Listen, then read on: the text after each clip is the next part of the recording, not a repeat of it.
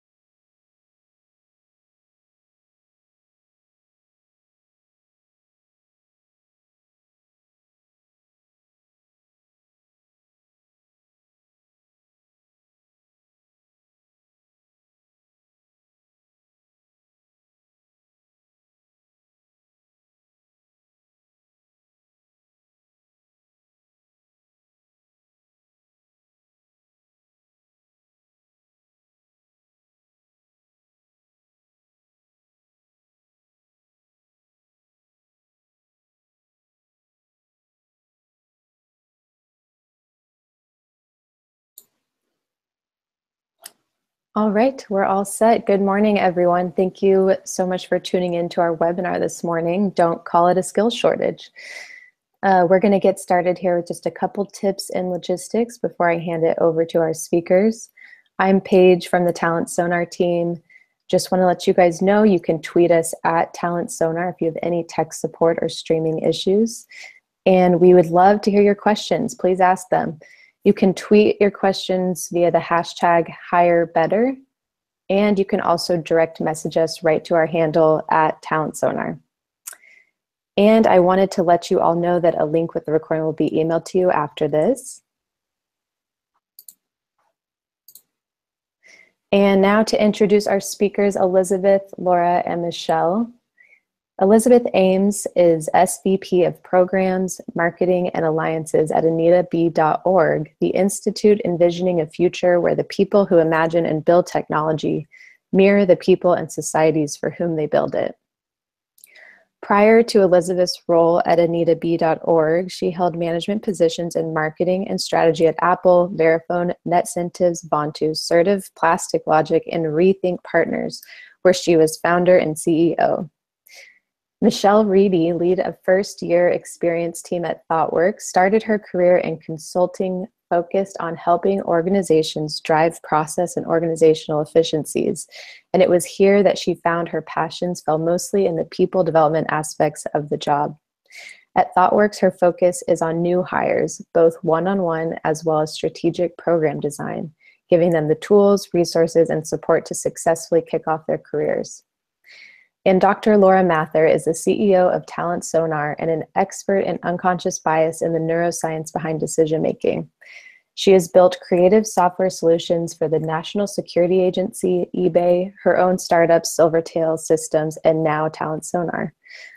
And Laura was honored at this year's Grace Hopper as the winner of the 2017 ABE Award for Technology Entrepreneurship. With that, Laura, I will pass it off to you to get us started.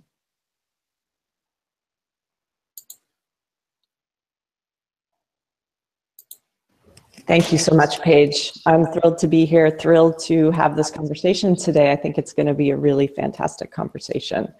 So what we're going to talk about is the pipeline myth and essentially the skills shortage myth, and how a lot of organizations are very worried about the skills shortage. There's been several surveys lately of what is the top concern of organizations in the talent space. And in general, the skills shortage comes in at least in the top 3, often the top concern that people have. But what you're going to see today is that it's not nearly as big of a problem as some people make it out to be. So let's talk about that. What happens is when we are hiring, we often tend to hire people who are very similar to us. We've definitely heard a lot about this in the technology field. It happens a lot in finance. I think you're hearing a lot about how it's happening in Hollywood, even in government and political circles. And when people hire only those who are similar to them, they lose out on a huge swath of qualified talent that we call the untapped talent pool. If you think about it, when you take into account women, underrepresented minorities, LGBT, veterans, even people who don't follow the same sports team you follow, it's amazing the different things that come into play when people are making a hiring decision. And when unconsciously those things are part of the hiring decision, even though they aren't relevant to whether or not someone can do a job, we lose a huge group that we could be hiring. So what we're going to talk about today is how your organization can really embrace this untapped talent pool and use it to beat your competitors at hiring really amazing people, even though it's a skills shortage. There are lots of places within the hiring pipeline that things can really go wrong as far as either attracting these untapped qualified applicants or discarding them in a way that's not relevant. The three that we often talk about are job description, resume review, and interviewing. The research shows that job descriptions are a way for a company to show not only what they're looking for, but also what their organization is like to work for. And research out of Duke has shown that certain words in a job description tend to project very much a white male environment. And so when that happens, a bunch of that untapped qualified talent pool doesn't even apply. And that by itself is a catastrophe. The next thing that might happen is at resume review, there may be a moment where the hiring manager who's reviewing a resume makes a decision based on something on the resume that actually isn't relevant. One of the main examples that people talk about is a resume that has the name Greg and then the exact same resume with the name Jamal as the first name. Greg gets twice as many callbacks as Jamal does. And again, the resume is exactly the same. And in fact, the researchers went even further and they started to increase the number of years experience that Jamal had. And Jamal needed 8 years more experience before he got the same number of callbacks as Greg. So this is one of the many examples of where things can go wrong in resume review. But unfortunately, your hiring managers may be seeing something on a resume that does not at all indicate whether or not someone can do the job and may unconsciously be making a decision about that resume based on that thing. And then finally, in interviewing, you all are probably familiar with the research that shows that people make a decision about whether or not to hire someone in the first 3 seconds of the interview. This is not at all enough time to figure out, does the person have the right skills? Are they going to be able to do the job? But it does give them enough time to think, does this person look like I do? Do I feel comfortable with them? And that is what that's doing is it means your hiring teams are again missing out on this amazing pool of very qualified talent that you could be tapping into and really taking advantage of. And so what we're going to talk about today is around all of these things, that there is this huge pool of talent that's qualified, that's able to do the job, and yet they are being either discouraged or discarded in the hiring process. And Elizabeth, this is a good time for you to chime in. You've told me some stories about working with some Silicon Valley companies and what they've said as far as how they want to hire and their skills shortage. Yeah, I think we see kinds of challenges all over the place. You talk a little bit about resumes and how people, or the job descriptions and how people put together job descriptions. I mean, I've talked to organizations and had them say, we need to hire somebody out of Stanford or MIT. And we have to remind them that those are schools, not skills. There may be people from other schools that have those skills and can absolutely do the job. There's a lot of subtle ways that those things creep into the process. We often see people not interested in talking to people who have come up through community colleges or those types of paths as well. Exactly. And I don't know if people are familiar with this research, but it's been shown that where someone went to school does not at all predict how well they're going to do in a job. In fact, the one thing it does predict is how much money their parents have, but not actually their job performance. And so I think it's really critical that people start thinking about this, especially when you look at the traditional talent pool. If you start to look at things like the top 20 schools, I mean, we represented this as 35% of the population, but when you start looking just at top 20 schools, you're now down to like 5% of the population. So imagine how much you could grow your talent pool just by looking at schools that are outside the top 20 and that are still going to deliver really amazing talent. Yeah, and I'd like to add on top of that, that sometimes we make this assumption that people that went to these elite schools are, they're the best. They get the best of the best. But we have to recognize that people make decisions about where they go to school based on a whole wide range of factors for them. Sometimes for people, it's how close it is to home. Sometimes for people, it's how affordable it might be. So I think we have to watch out what our presumptions are around those types of schools and the types of candidates that they deliver. I'm sure that they deliver great candidates, but great candidates come from a lot of different places. That's really a fantastic point. Thank you.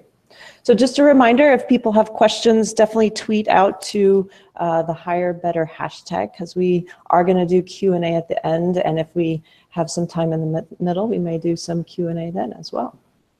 So Elizabeth, do you want to give us some strategies of what you've seen companies do that have worked really well?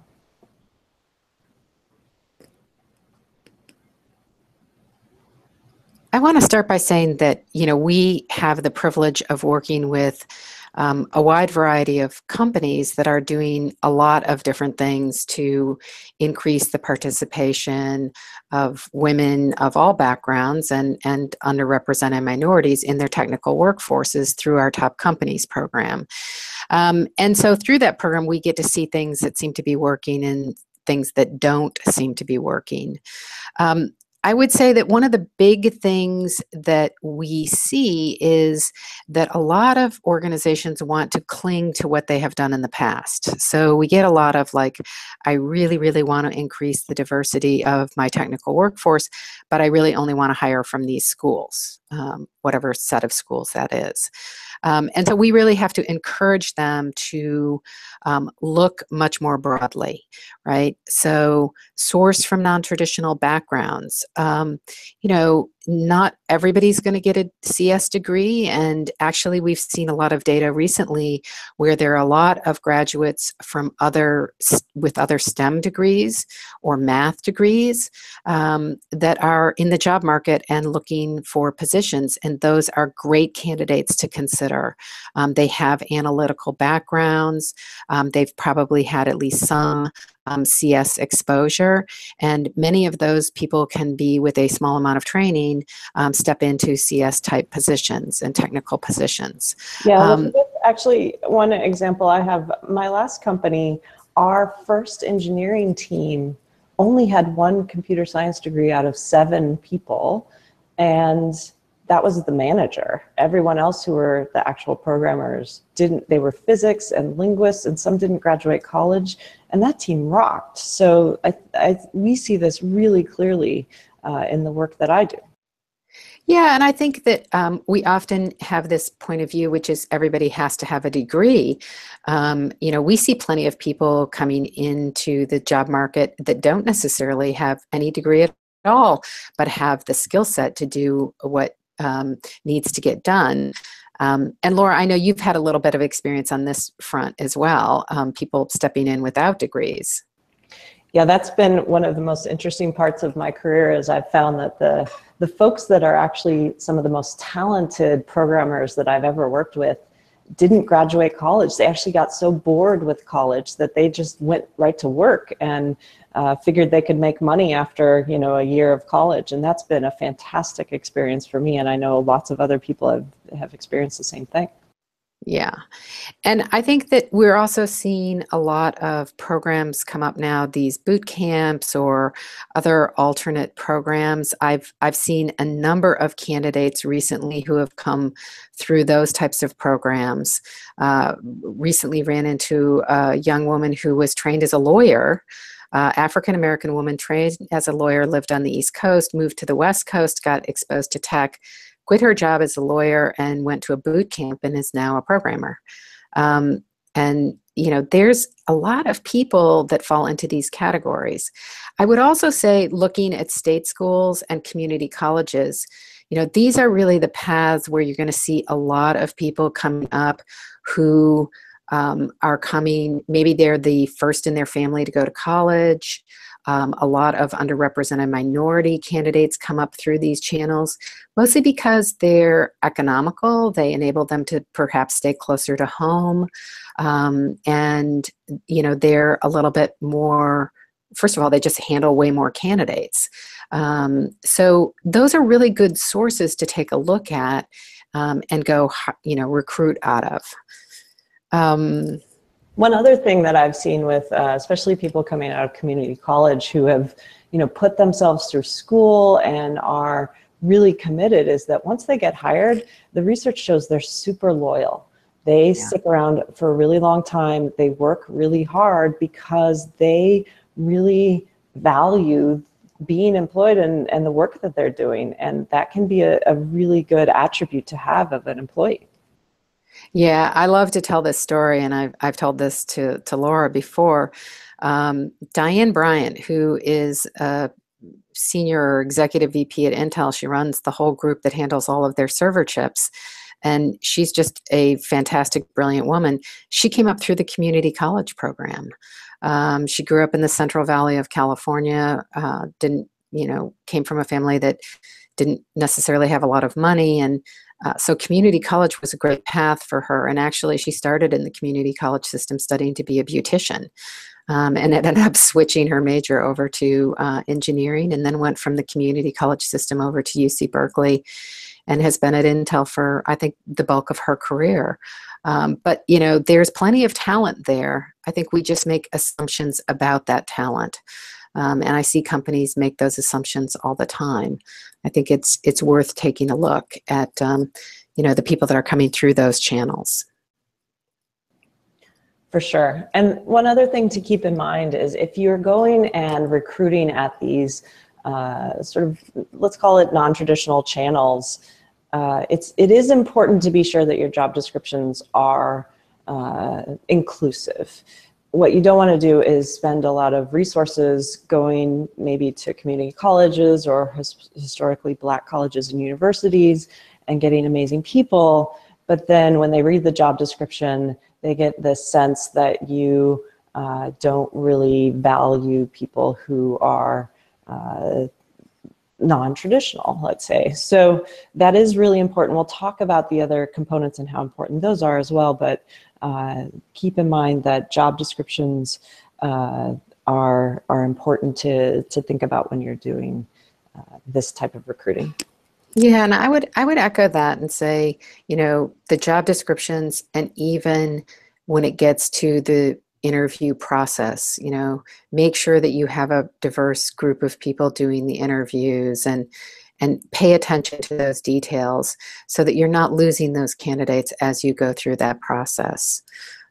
I think that those are all really, really important perspectives on this. So if you want to go forward, yeah, there we go. I think what I'd like to do is just sort of bring Michelle into the discussion here, Michelle Reidy from ThoughtWorks. And I want to just talk about ThoughtWorks very briefly. ThoughtWorks has been a winner of our Top Companies program over the last 2 years. And I think that they are really an example of a company who is doing an amazing job. And they have taken a very non-traditional approach to finding talent and grooming that talent.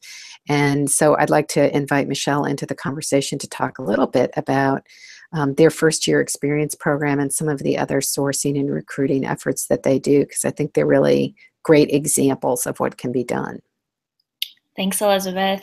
Yeah, I'm Michelle Reidy. I'm excited to be here to share a bit about what ThoughtWorks has done. I think one of the big things is, to what we were saying earlier, we kind of came in and just challenged all of the assumptions that we made when thinking about sourcing and hiring, starting right off with, not making a CS major a requirement, or, any college degree at all. So really, we started to look at very non-traditional backgrounds as far as education. A few of my favorite stories are we have some folks that we've hired even outside of the STEM degrees. We have some folks who are philosophy majors or music majors, and the perspective that they bring to a software development team is just really cool and really enhances a team. Other things from a sourcing perspective, Grace Hopper has been an amazing event. You can see the picture here.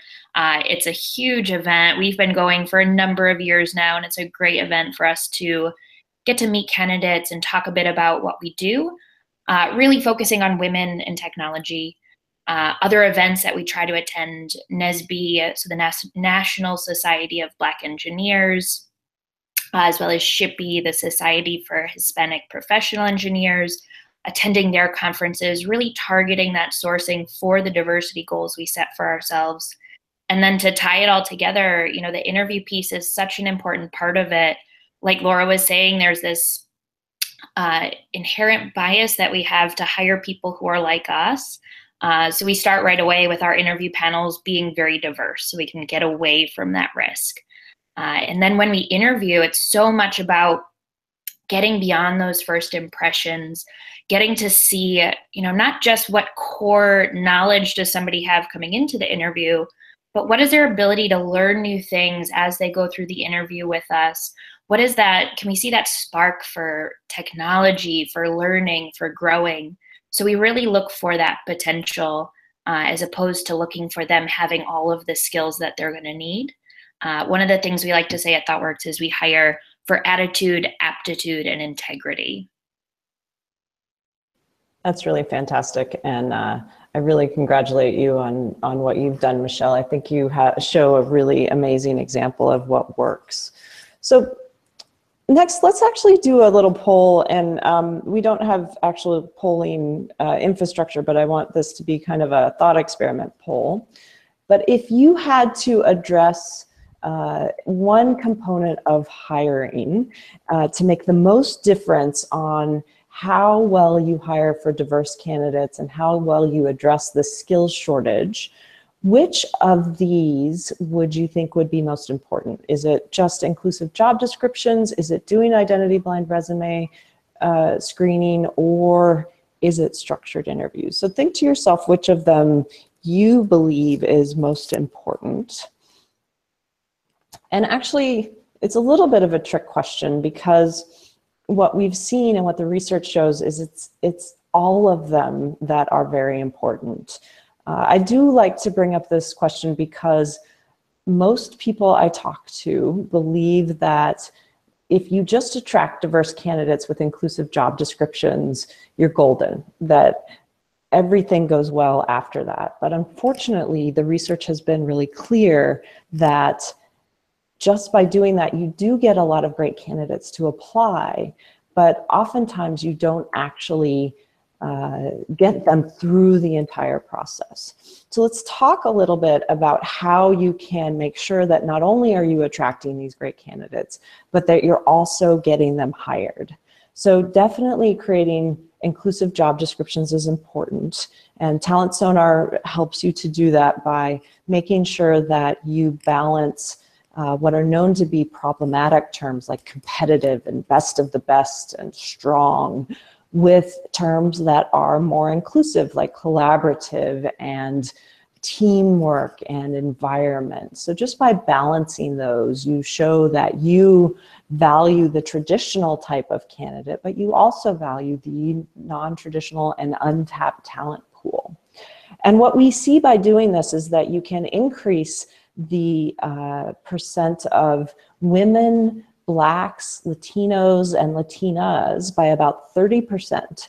Just by that, you increase the people who apply by about 30% when you make your job descriptions more inclusive. So that's fantastic, really important to attract those people, but you can't stop there.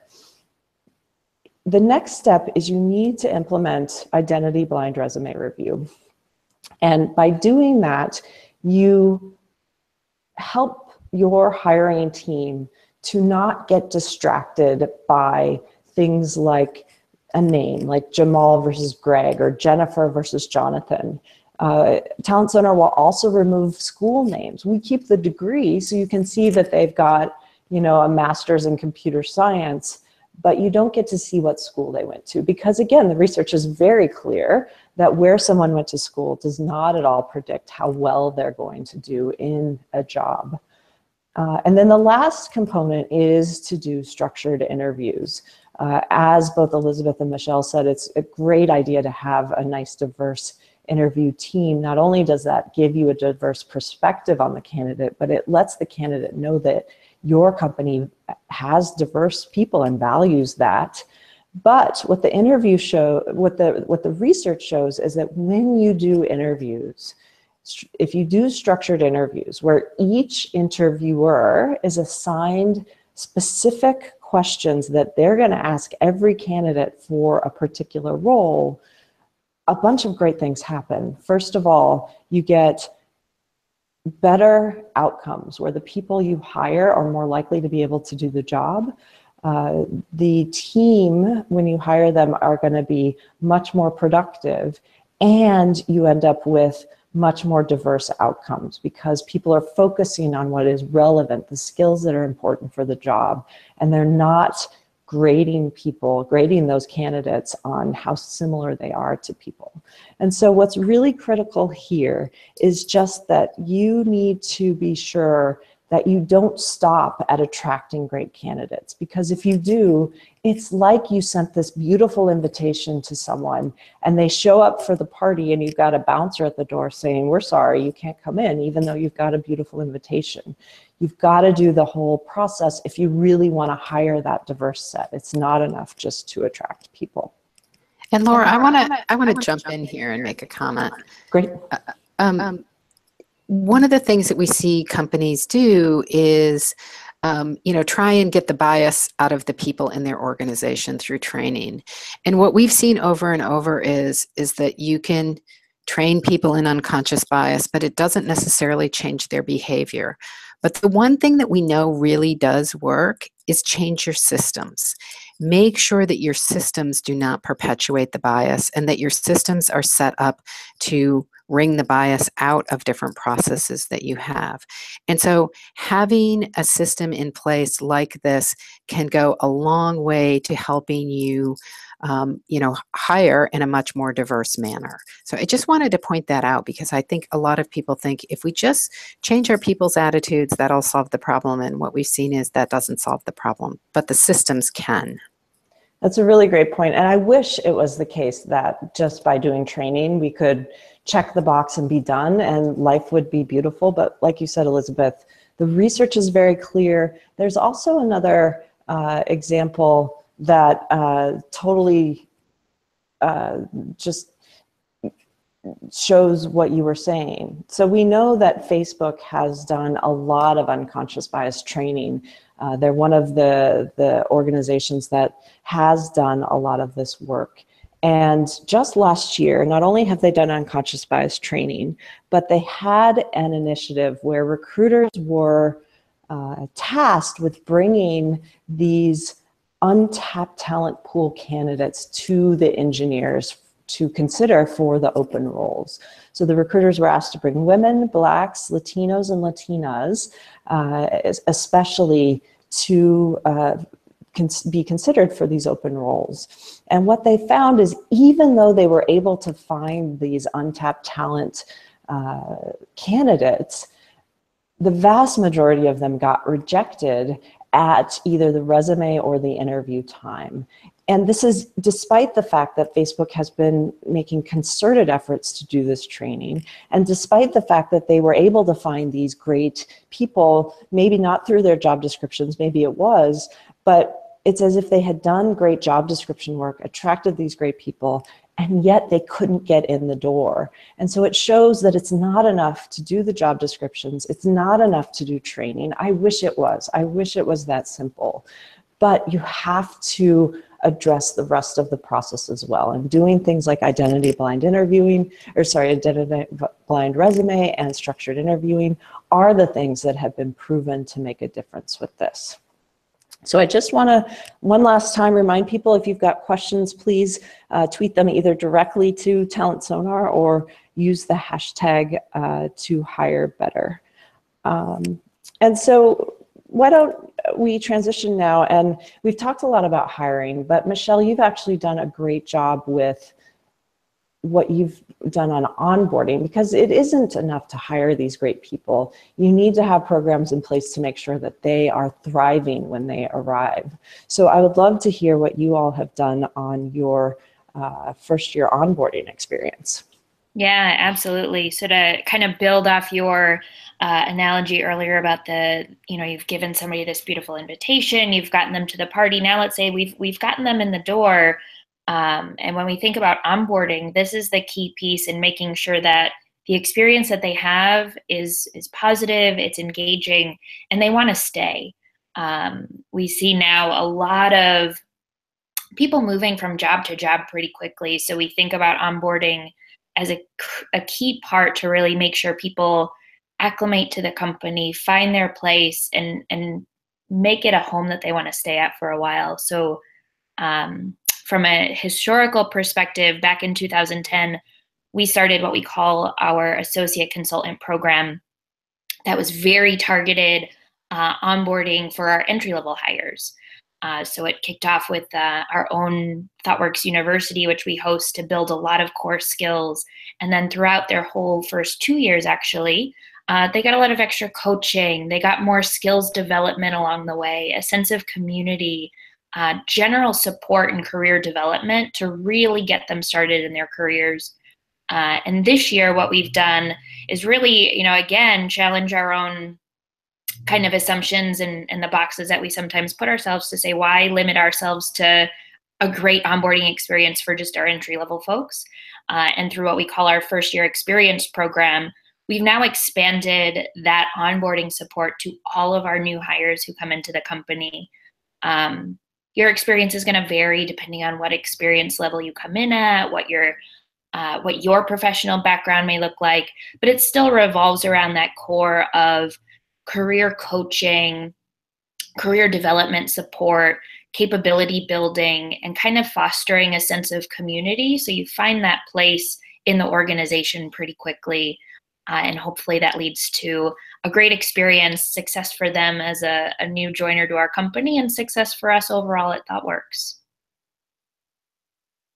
That's fantastic. Thank you so much, Michelle. And again, congratulations on what you've done, because I don't think there are many organizations who have been so successful at changing your processes to make sure you're attracting and hiring the right people, and then really being sure that they are feeling included when they arrive. So that's awesome. Thank you.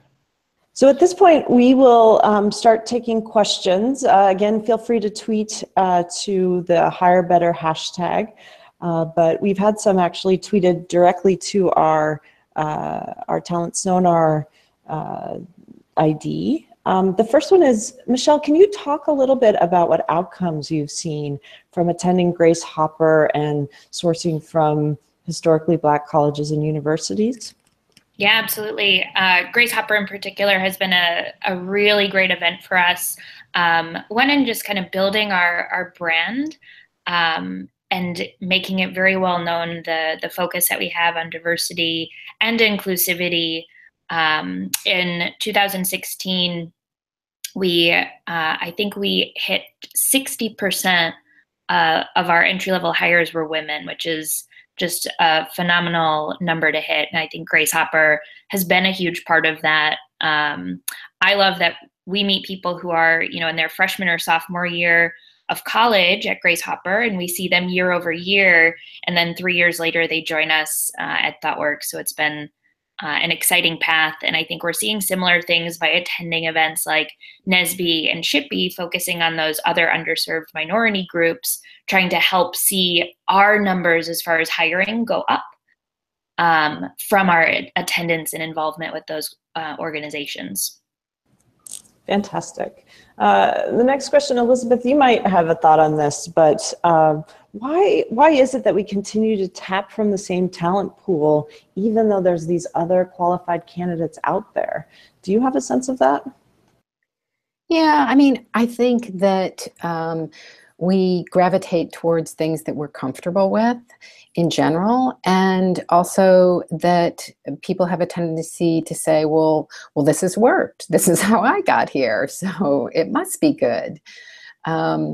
I just think it has to do with comfort level, and sometimes, getting people to step out of their comfort level or their preconceived ideas. I mean, we talked a little bit earlier about the elite schools and presumptions or assumptions that people make about students that go to the elite schools. They must be the best of the best, everyone would want to go there.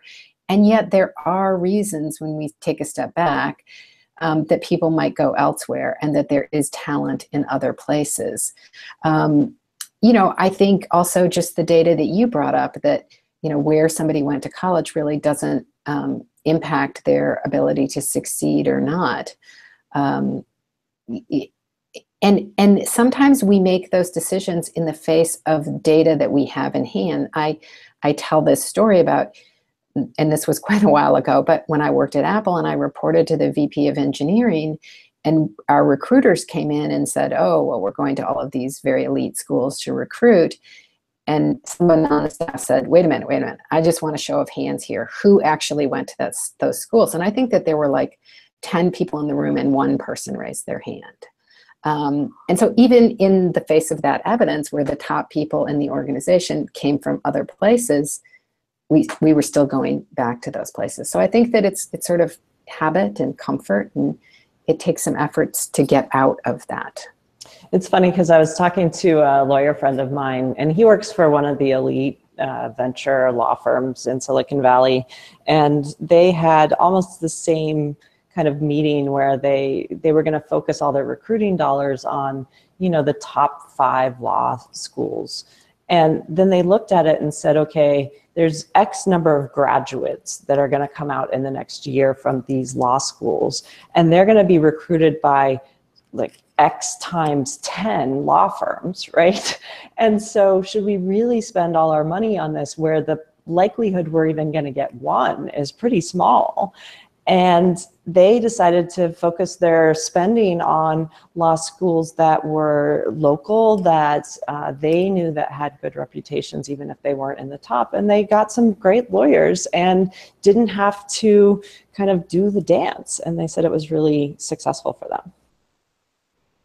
I think that's such a great example of where people, when they step out of their assumptions, they find that there's plenty of great candidates out there. It's just opening your eyes to it. Exactly. So this is a great question to end on, which is so many companies are making pledges on things like diversity goals and saying that they're worried about things like a skills shortage.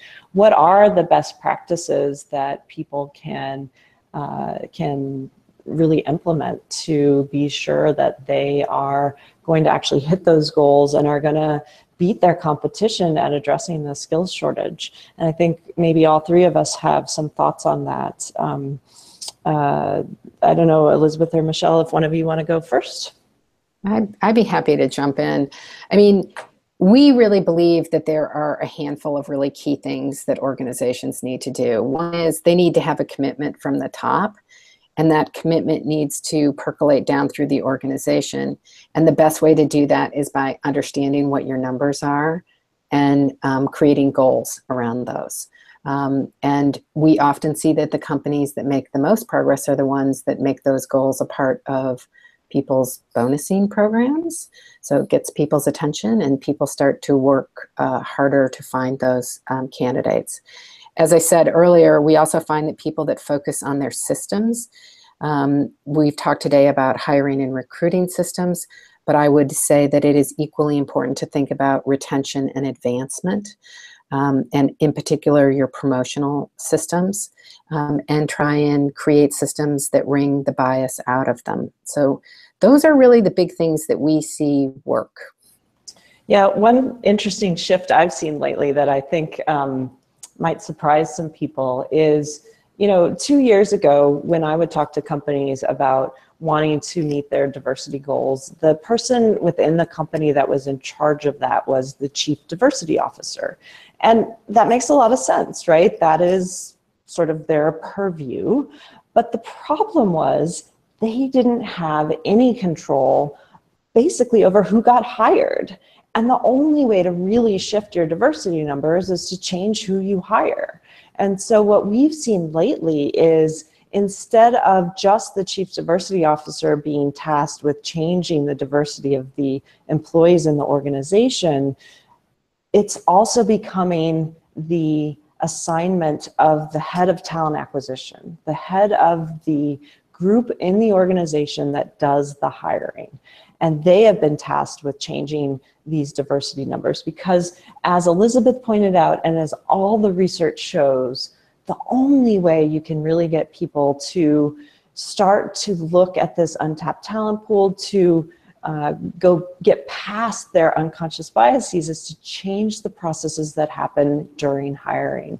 And the only people that can help make those changes are the head of talent acquisition. And so I think the real thought leaders in trying to move these numbers are the companies who have said to the head of talent acquisition, you own this.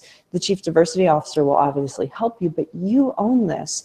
And then they're the ones who can institute things like identity blind resume review, like structured interviews. And that's the way these goals are going to get achieved. We've seen for so long that people have these goals and then you see their numbers move by minuscule amounts.